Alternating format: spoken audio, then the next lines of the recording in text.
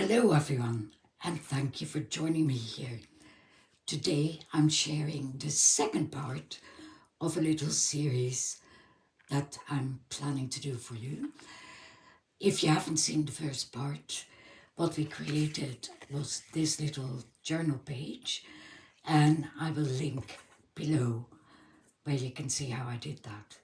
It was a very simple technique, mostly aimed at beginners.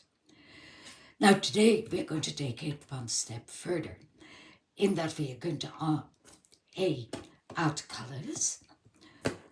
Just very subtle, because we are creating a vintage style journal page.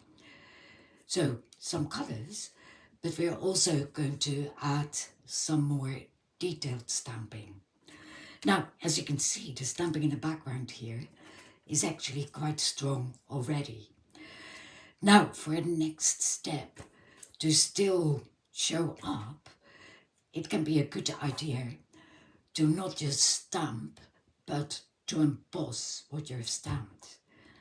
Many of you are fully aware of embossing, and I'm not going to go into big detail here. What I'm going to do is I'm going to stamp with this very dark distress ink, Scorched Timber, which is very wet because it's a nice new ink pad.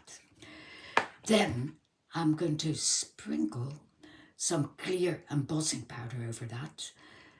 Then we'll emboss that, and then the next step will be to add color.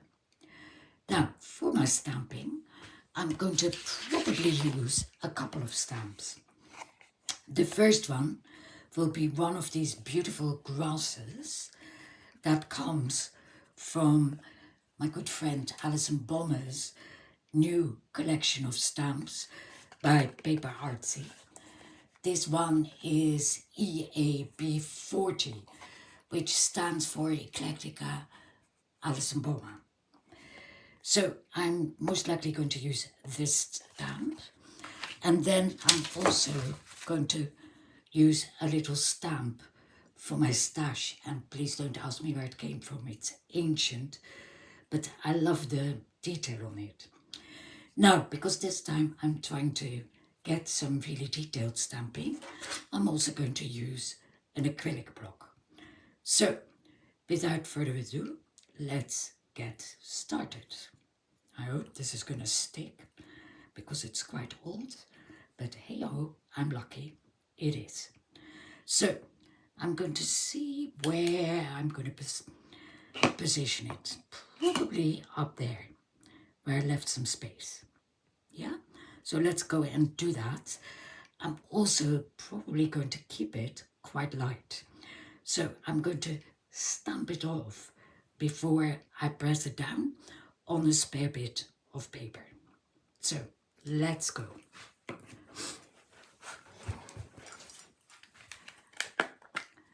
We ink up our stamp really, really well. Then we take a spare bit of paper and stamp it off, and then we stamp it on our project. There we go. Can you see how detailed it is? And now we put it on here, press down good and hard, so that we still get an impression. Whoops, that was a bit too light. So let me do that again. That's how it goes. You know, you never know what's going to happen. So I'm going to give it another shot. Doesn't matter, anything is possible. We'll just add a bit more depth. I'm going to slightly angle it in a different way, and this time I'll do a first impression, especially because I also want to emboss it.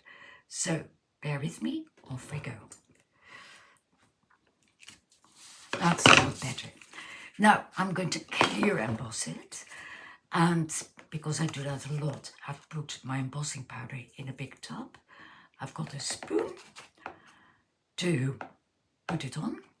I'm going to tap it a bit, because some of the stuff stuck where I didn't want it. Give it a blow, excuse the head, and now I will go and emboss it with my embossing gun, and I'm not gonna sit here and do that in front of you because A, it makes a lot of noise, B, it's like watching paint dry. So bear with me and I'll be back in a minute. Right, on we go. I've positioned the second stamp I'm using onto the acrylic block. So now I'm sort of checking out where will I put it, like this, like this. I think I put it here. So ink it up like before. And this time I want it really strong, so I'm this time definitely not going to stamp off. We might do that in the next stage. So, where will we put it? Look, there is a gap there just where the number is from the last time, so that could work well. Good press. And there we go. Embossing powder.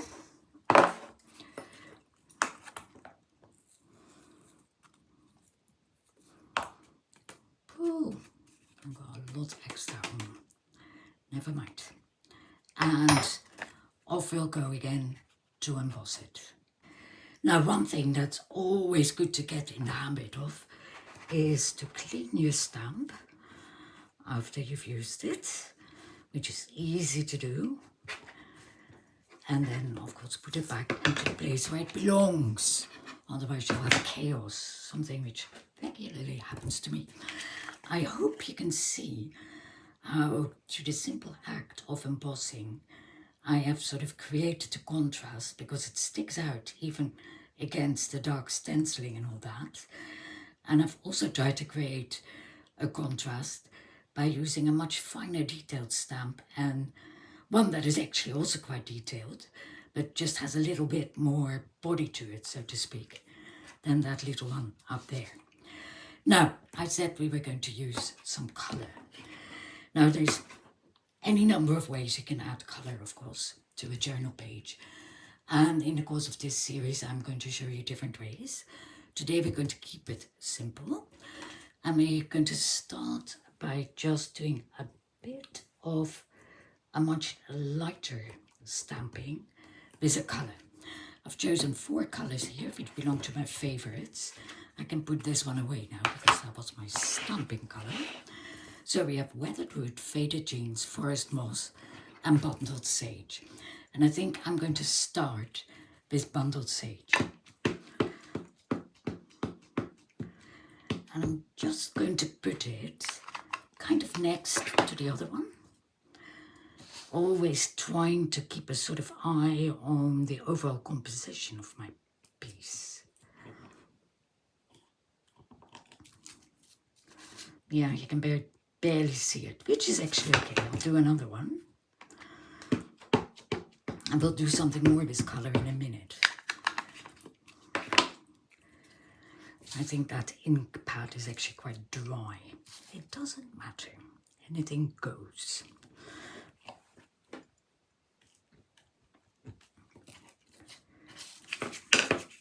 Never mind. Just added a bit of texture. Okay. Clean the stamp. And now we're going to take the other one again. Which one did I use? I think this one. This stamp set has 2 very similar ones. One is more filled in and the other is more of a silhouette. This one is the silhouette, which I used, so I'm going to use that one again, I think. Should have paid more attention to what I was doing. I think I'm going to use the slightly darker green this time.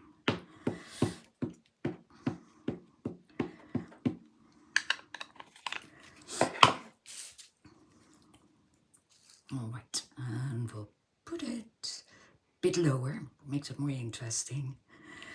And I'll press it down here. Yeah, see, that's a bit better. And I'll put just a little bit here still as a second stamping. Okay, now clean up my background, not very successfully, but never mind. I can do that afterwards. All right, now, a little bit of colour, still not very much. So, but I really do want to add some more color to this, please. So on come the next couple of little tools that I'm going to use. In my previous video, I recommended these little makeup brushes, which make for very subtle blending. So that's what I'm going to use for this. I had the brown one, which I showed you. I have a whole series of colors. You can buy them in these plastic things, and that way it's easy to recognize what you've used for what. So I'm going to use the green one first, and I'm going to start with the lighter green. So off we go. And now, last time I showed you start from the side in. I can't do this because I don't want too much color there. So I'm very gently going to start in the middle, the circular movements, and add color. Yeah, I think this ink pad is awfully dry. I need to use a re-inker and get more color in there again. But that's a different story that I think most of you will be familiar with as well. So you really can't see much. So I'll do it a few more times, bear with me.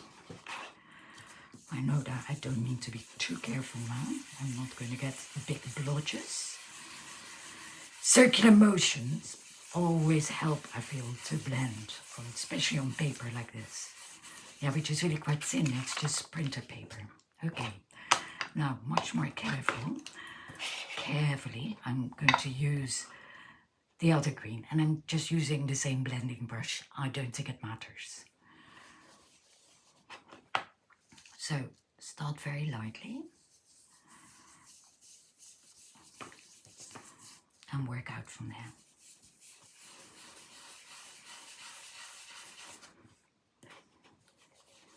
Yeah, you see I'm getting a little bit more depth now.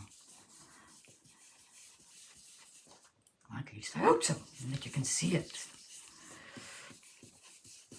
All right, and finishing it all off with some blue.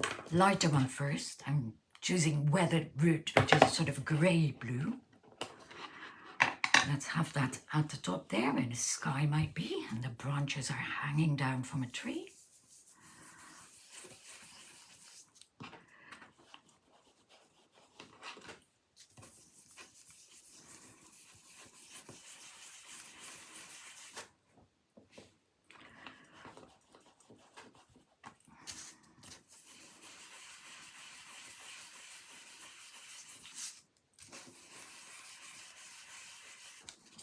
Can you see how these blending brushes really give a very subtle effect? If I try to do this same thing with one of the blending tools that I showed you in the last video, the likelihood of you getting a big circle and spoiling the overall effect is much higher. So that's why I really recommend these for this kind of subtle color work. And we'll put a little bit here as well. And now all we have to do is finish it off with a bit darker blue. This time staying much more around the edges.